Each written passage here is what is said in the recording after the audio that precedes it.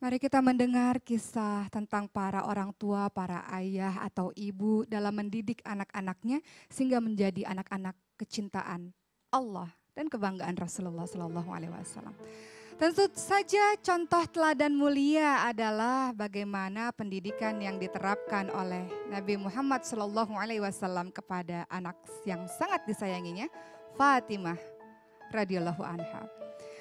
Fatimah radhiyallahu anha adalah anak Rasulullah Shallallahu alaihi wasallam dengan istri yang juga sangat dicintainya, Khadijah radhiyallahu anha.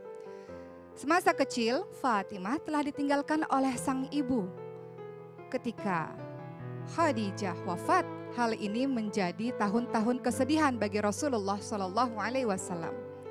Khadijah adalah qurrata a'yun, penyejuk mata bagi Rasulullah Shallallahu alaihi wasallam, yang senantiasa menenteramkan Rasulullah, menenangkan hati Rasulullah pada saat Rasulullah sedang berdakwah atau berjuang dalam menyebarkan agama Islam.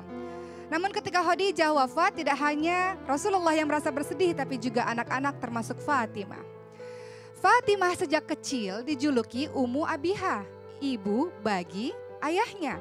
Karena ternyata Fatimah mengurusi semua keperluan ayahnya, mengurusi keperluan Rasulullah Sallallahu Alaihi Wasallam.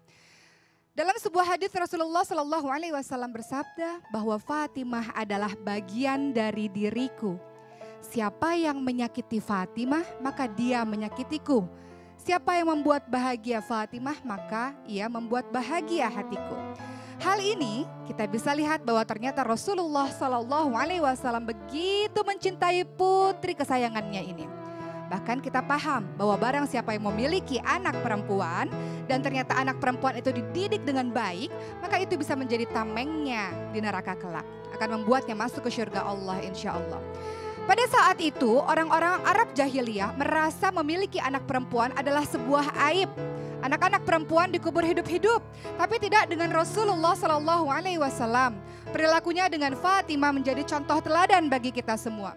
Di zaman itu ketika banyak para bapak yang gengsi untuk mencium anak-anaknya, Rasulullah menunjukkan yang sebaliknya.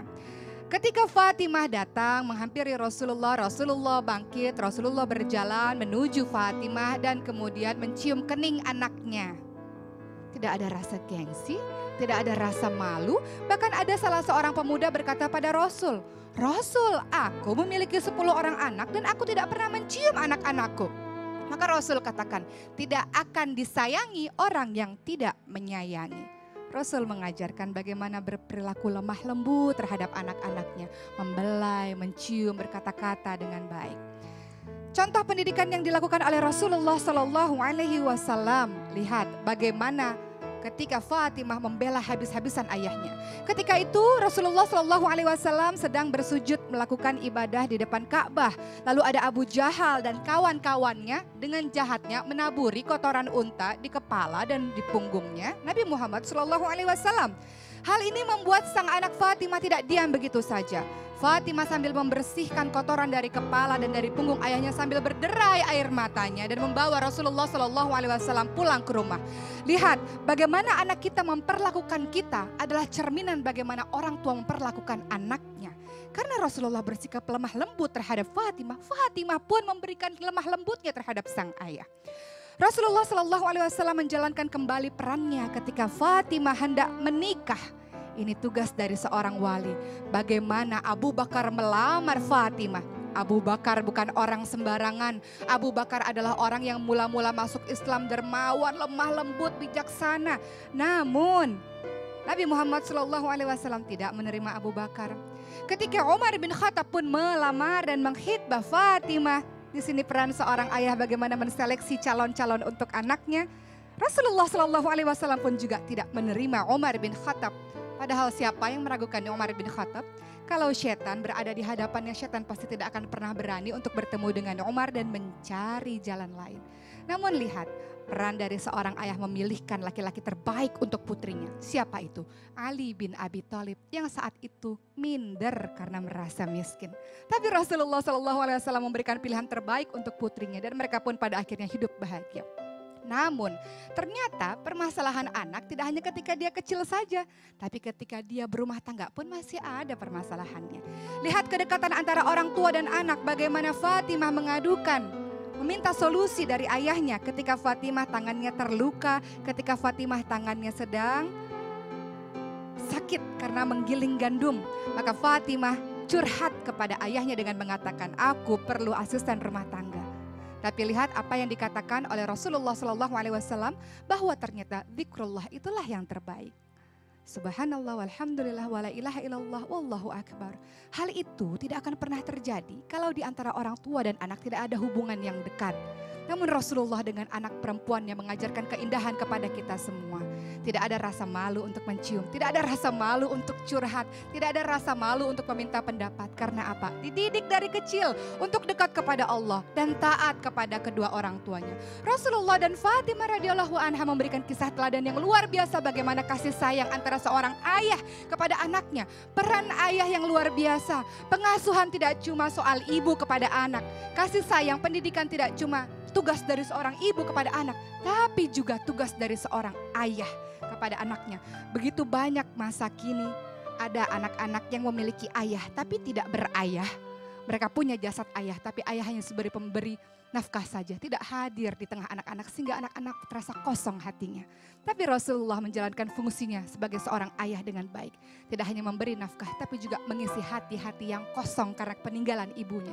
Lihat, mudah-mudahan Rasulullah SAW dan Fatimah menjadi contoh pembelajaran untuk kita. Seorang ayah dekat dengan anak perempuannya, insya Allah. Mudah-mudahan menjadi pembelajaran. Masya Allah, tepuk tangan dulu dong Bu. Ini luar biasa ya Rasulullah yang mendidik anaknya, dan Rasulullah juga nggak malu bahwa dia mencium anaknya sampai sahabat tadi bertanya kayak gitu. 7 putra putri Rasulullah, 3 cowok, Qasim, Abdullah, Ibrahim, 4 Ummu Kalsum, Ruqayyah, Zainab dan Fatimah. Betul. Dan memang Fatimah ini luar biasa. Paling sering disebut. Iya, karena saking dekatnya. Betul. Coba kita ngobrol-ngobrol sebentar sama Bagas yuk. Bagas sekarang tadi umur berapa? Aku 16 tahun. 16 tahun. Aku katanya 35. Oh, katanya Bagas, tadi ya? kalau manggil Mas Fadli jangan kakak, om. Karena Apa- sebaya sama anaknya Mas Fadli. Kalau Bagas nih, Bagas udah 16 tahun. Iya. Masih suka dicium gak sama mama atau sama papa? Masih. Masya Malu Allah. nggak? Malu nggak? Malu gak? Kalau di depan temen malu. Iya, kalau di depan temen Ini malu. pengakuan apa adanya loh. Iya. Sama anak saya juga gitu, kalau di depan temennya malu. Pak jangan di depan Tapi, temennya. tapi gitu. Mas Fadli cium Zizi. Masih, semua. Masya Allah. anak Saya semua. Masya semua. Allah. Dan ciumnya bukan ini. Iya. Bibir sama bibir. Kalau Ustazah masih dicium gak sama ayahnya? Masih. Masih dicium? Masih. Sama Masa? Papa kadang nggak mau, tapi aku yang cium Ya papa. Masya Allah. Oh, Kak gitu. Ibu, kalau Ibu, Mama.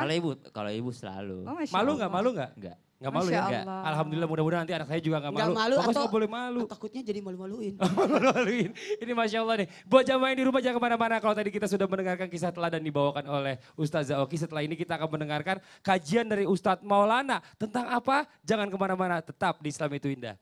Jamaah! Oh jamaah! Alhamdulillah.